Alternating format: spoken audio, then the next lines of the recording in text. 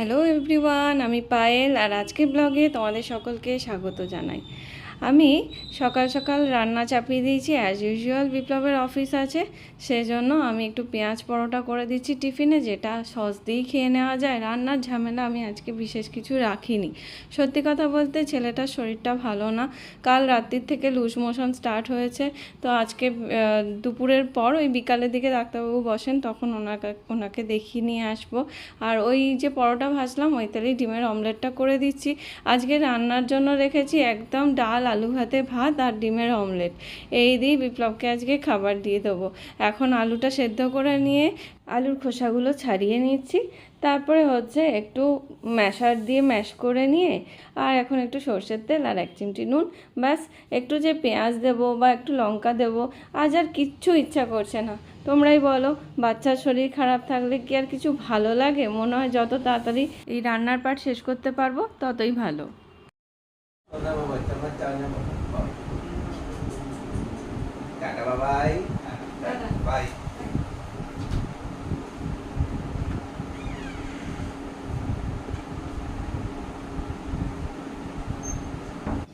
এখন একটু ব্রেকফাস্ট করে নিচ্ছি। ওই বিপ্লবের জন্য যে পরোটা আমি তৈরি করেছিলাম, পেঁয়াজ পরোটা, সেটা নিয়ে এখন একটা খেয়ে নিচ্ছি। বাহ, কি সুন্দর একটা পাখি ডাকছে, আওয়াজ পাচ্ছ? তবে ডাক্তারবাবুর কাছে ফোন করেছিলাম, অ্যাপয়েন্টমেন্টও নিয়েছি, বিকালবেলা দেখাতে যাবো। তবে আমার ছেলে এখন একটু ঘুমাচ্ছে, তো সেই জন্য নিচে একটা টেবিল ছিল, এই টেবিলটার খুব দরকার। টুকটাক কাজ করতে গেলে না খাবার টেবিলটা বড্ড নোংরা হয়ে যায়, তো সেই জন্য ভাবলাম টেবিলটা একবার তুলে আনি নিচে থেকে।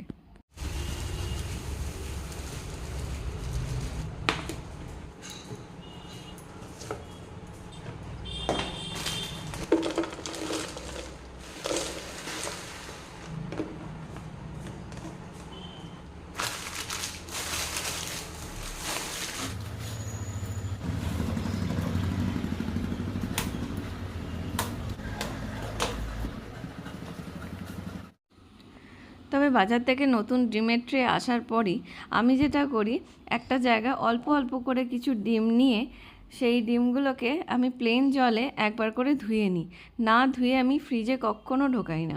কেন বলো তো? এই নোংরাগুলো লেগে থাকে, তো সেই জন্য এই ডিমগুলোকে ভালো করে পরিষ্কার করে নিয়ে তবেই আমি ফ্রিজে ঢোকাই। আমার মনে হয় এইটা করাই ভালো, এতে ডিমটাও পরিষ্কার থাকে। আর রান্না করার সময় যদি তখন ডিম ধুতে যাই, ডিম থেকে জল ফোঁটা ফোঁটা করে পড়ে, তেলে ঝাড় থেকে চিটপিট চিটপিট করে, বাপরে বাপ, হাতে তেল ছিটকে যায়।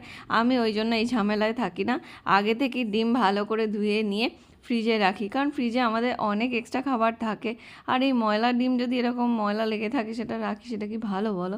আমি ওই জন্য সবসময় ধুয়ে রাখি। তো চলো, মোটামুটি আমার ধোয়া হয়ে গেল, এখন এগুলো ফ্রিজে রেখে দেবো। তারপর হচ্ছে এই টেবিলটা পরিষ্কার করে নেবো। আর সকালবেলা যে রান্না করেছিলাম ডাল, আলু ভাতে, সেটাই খেয়ে নেবো। আর গরম ডিম ভাজা একটু ভেজে নেবো, দিয়ে তাড়াতাড়ি খেয়ে দিয়ে বেরিয়ে পড়বো। ছেলেকে ডাক্তার দেখানোর জন্য বেরিয়ে পড়েছি, মুষলধারে বৃষ্টি হচ্ছে। চলো, ব্লগটা তাহলে আজ এই পর্যন্তই। দেখা হচ্ছে খুব শিগগিরই পরের একটা ব্লগে। আমার ব্লগ ভালো লাগে লাইক, শেয়ার, সাবস্ক্রাইব করে দিও।